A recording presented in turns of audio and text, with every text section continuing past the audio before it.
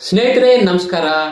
ಈ ವಿಡಿಯೋದಲ್ಲಿ ಐಹಿಕ ಪ್ರಪಂಚದಲ್ಲಿ ಮಾಡುವ ಒಂದು ಪ್ರಯಾಣ, ಆಧ್ಯಾತ್ಮಿಕ ಪ್ರಪಂಚದಲ್ಲಿ ಮಾಡುವ ಒಂದು ಪ್ರಯಾಣ, ಈ ಎರಡೂ ಪ್ರಯಾಣಗಳಿಗೆ ಇರುವಂತ ಒಂದು ವ್ಯತ್ಯಾಸ ಏನು ಅನ್ನೋದ್ರ ಬಗ್ಗೆ ತಿಳ್ಕೊಳ್ಳೋಣ ಸ್ನೇಹಿತರೆ.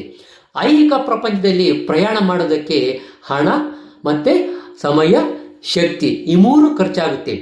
ಎಷ್ಟು ದೂರ ಬೇಕಾದರೂ ಹೋಗ್ಬೋದು. ಒಂದು ಸ್ಥಳದಿಂದ ಮತ್ತೊಂದು ಸ್ಥಳಕ್ಕೆ ಹೋಗೋದಕ್ಕೆ ಹಣ ಇದ್ರೆ ಸಾಕು ಅಲ್ವಾ. ಒಂದು ಸ್ಥಳದಿಂದ ಇನ್ನೊಂದು ಸ್ಥಳಕ್ಕೆ ಹೋಗೋದಕ್ಕೆ 1 ನಿಮಿಷ ಆಗ್ಬೋದು, 5 ನಿಮಿಷ ಆಗ್ಬೋದು, 10 ನಿಮಿಷ ಆಗ್ಬೋದು, ಒಂದು ದಿನ ಆಗುತ್ತೆ, ಒಂದು ವಾರ ಆಗುತ್ತೆ, ಒಂದು ತಿಂಗಳಗಟ್ಟಲೆ ಆಗುತ್ತೆ. ನಾವು ಹೋಗುವಂತ ಒಂದು ಸ್ಥಳ ಎಷ್ಟು ದೂರ ಇರುತ್ತೋ ಆ ದೂರದ ಆಧಾರದ ಮೇಲೆ ಇಷ್ಟು ದಿನ ಅಂತ ಆಗುತ್ತೆ ಸ್ನೇಹಿತರೆ. ಆದರೆ ಈ ಐಹಿಕ ಪ್ರಪಂಚದಲ್ಲಿ ಪ್ರತಿಯೊಂದು ಪ್ರಯಾಣಕ್ಕೂ ಕೂಡ ಒಂದು ಕೊನೆಯ ನಿಲ್ದಾಣ ಅಂತ ಇರುತ್ತೆ. ಆದರೆ ಆಧ್ಯಾತ್ಮಿಕ ಪ್ರಪಂಚದಲ್ಲಿ ಮಾತ್ರ ಕೊನೆ ಅನ್ನೋದೇ ಇರೋದಿಲ್ಲ. ಎಷ್ಟು ದೂರ ಬೇಕಾದರೂ ನಾವು ಪ್ರಯಾಣ ಮಾಡ್ಬೋದು. ಈ ಆಧ್ಯಾತ್ಮಿಕ ಪ್ರಪಂಚದಲ್ಲಿ ಪ್ರಯಾಣ ಮಾಡೋದಕ್ಕೆ ಏನು ಬೇಕು? ಹಣ ಬೇಕಾಗಿಲ್ಲ. ಮತ್ತೆ ಮುಖ್ಯವಾಗಿ ಬೇಕಾಗಿರೋದು ಮನಸ್ಸು, ನಿರ್ಮಲವಾಗಿರ್ತಕ್ಕಂಥ ಒಂದು ಮನಸ್ಸು, ಕಲ್ಮಶ ಇಲ್ಲದೆ ಇರ್ತಕ್ಕಂಥ ಒಂದು ಮನಸ್ಸಿನಿಂದ ಮಾತ್ರ ಈ ಒಂದು ಆಧ್ಯಾತ್ಮಿಕ ಪ್ರಯಾಣ ಮಾಡೋದಕ್ಕೆ ಸಾಧ್ಯ ಆಗುತ್ತೆ ಸ್ನೇಹಿತರೆ. ಈ ಆಧ್ಯಾತ್ಮಿಕ ಪ್ರಪಂಚದಲ್ಲಿ ಕೂಡ ಒಂದು ಕೊನೆಯ ನಿಲ್ದಾಣ ಅನ್ನೋದು ಇದೆ. ಆ ಒಂದು ಕೊನೆಯ ನಿಲ್ದಾಣ ಯಾವುದು? ಭಗವಂತನ ನಿಲ್ದಾಣ. ಅಂದ್ರೆ ಕೊನೆಯ ನಿಲ್ದಾಣ, ಆಧ್ಯಾತ್ಮಿಕ ಪ್ರಪಂಚದಲ್ಲಿ ಇರ್ತಕ್ಕಂಥ ಕೊನೆಯ ನಿಲ್ದಾಣ. ಆ ನಿಲ್ದಾಣಕ್ಕೆ ಮನುಷ್ಯ ಏನಾದರೂ ಸೇರ್ಬಿಟ್ರೆ ಅಲ್ಲಿಂದ ಮುಂದೆ ಹೋಗ್ತಕ್ಕಂಥ ಪ್ರಯಾಣ ಇಲ್ವೇ ಇಲ್ಲೋದಿಲ್ಲ. ಅದೇ ಕೊನೆಯ ಪ್ರಯಾಣ, ಅಂದ್ರೆ ಮೋಕ್ಷ. ಅದಕ್ಕೆ ಮೋಕ್ಷ ಅಂತ ಕರೆಯೋದು. ಭಗವಂತನ ಸ್ಥಳಕ್ಕೆ ಸೇರ್ಬಿಟ್ರೆ ಅದೇ ಮೋಕ್ಷ, ಅದೇ ಕೊನೆಯ ಪ್ರಯಾಣ. ಆದ್ರೆ ಈ ಆಧ್ಯಾತ್ಮಿಕ ಪ್ರಪಂಚದಲ್ಲಿ ಪ್ರಯಾಣ ಮಾಡೋದಕ್ಕೆ ಏನು ಬೇಕು? 2 ವೀಲರು, 4 ವೀಲರು, ಕಾರು, ರೈಲು, ವಿಮಾನ ಇದ್ಯಾವುದು ಬೇಕಾಗಿಲ್ಲ. ಹಣ, ಆಸ್ತಿ, ಅಂತಸ್ತು, ಸ್ಟೇಟಸ್ಸು ಇದ್ಯಾವುದು ಕೂಡ ಇಲ್ಲಿ ಕೆಲಸಕ್ಕೆ ಬರೋದಿಲ್ಲ. ಇವೆಲ್ಲ ಕೂಡ ಆಧ್ಯಾತ್ಮಿಕ ಪ್ರಯಾಣದಲ್ಲಿ ವ್ಯರ್ಥ ಅಷ್ಟೇ. ಮತ್ತೆ ಇನ್ನೇನು ಬೇಕು?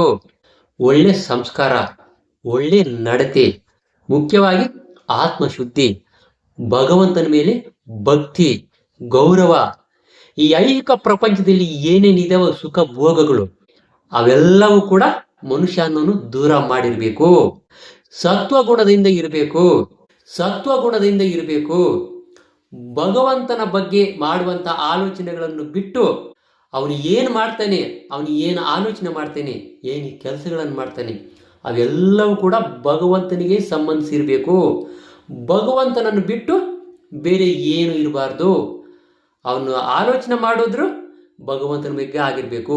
ಅವನು ಮಾಡುವಂಥ ಒಂದು ಕೆಲಸ ಕೂಡ ಭಗವಂತನಿಗೆ ಸಂಬಂಧಿಸಿದ್ದೇ ಆಗಿರಬೇಕು. ಈ ರೀತಿಯಾಗಿ ಒಂದು ಆಲೋಚನೆ ಮಾಡಿ ಈ ರೀತಿಯ ಕೆಲಸಗಳನ್ನು ಮಾಡುತ್ತಾ ಮನುಷ್ಯ ಶುದ್ಧಿಯಿಂದ ಇರಬೇಕು, ಆತ್ಮಶುದ್ಧಿ ಇರಬೇಕು. ಒಂದು ಚೂರು ಕೂಡ ನಾನು, ನನ್ನದು, ಅಹಂಕಾರ, ಕೋಪ, ಐಷಡ್ ವರ್ಗಗಳು, ಇಂದ್ರಿಯಗಳ ನಿಗ್ರಹ ಇವೆಲ್ಲವನ್ನು ಕೂಡ ಒಂದು ನಿಯಂತ್ರಣದಲ್ಲಿ ಇಟ್ಕೊಂಡಿದ್ರೆ ಮಾತ್ರ ಅಂತಹ ಒಂದು ವ್ಯಕ್ತಿಗೆ, ಅಂತಹವರಿಗೆ ಮಾತ್ರ ಆಧ್ಯಾತ್ಮಿಕ ಪ್ರಪಂಚದಲ್ಲಿ ಪ್ರಯಾಣ ಮಾಡೋದಕ್ಕೆ ಅನುಕೂಲ ಆಗುತ್ತೆ. ಈ ಆಧ್ಯಾತ್ಮಿಕ ಪ್ರಪಂಚದಲ್ಲಿ ಕೂಡ ಒಂದು ಕೊನೆಯ ನಿಲ್ದಾಣ ಅನ್ನೋದಿರುತ್ತೆ ಸ್ನೇಹಿತರೆ. ಆ ಕೊನೆಯ ನಿಲ್ದಾಣ ಯಾವುದು? ಮೋಕ್ಷ, ಭಗವಂತನ ಧಾಮ, ಪರಂಧಾಮ, ಭಗವಂತನ ನಿಲ್ದಾಣ. ಅದೇ ಕೊನೆಯ ನಿಲ್ದಾಣ. ಆ ನಿಲ್ದಾಣವನ್ನು ಏನಾದರೂ ಮನುಷ್ಯ ಸೇರ್ಬಿಟ್ರೆ ಅಲ್ಲಿಗೆ ಪೂರ್ತಿಯಾದಂಗೆ, ಮನುಷ್ಯನ ಜೀವನ ಸಾರ್ಥಕ ಆದಂಗೆ, ಭಗವಂತನಲ್ಲಿ ಲೀನ ಆಗೋಗ್ತಾನೆ. ಅದೇ ಕೊನೆಯ ನಿಲ್ದಾಣ.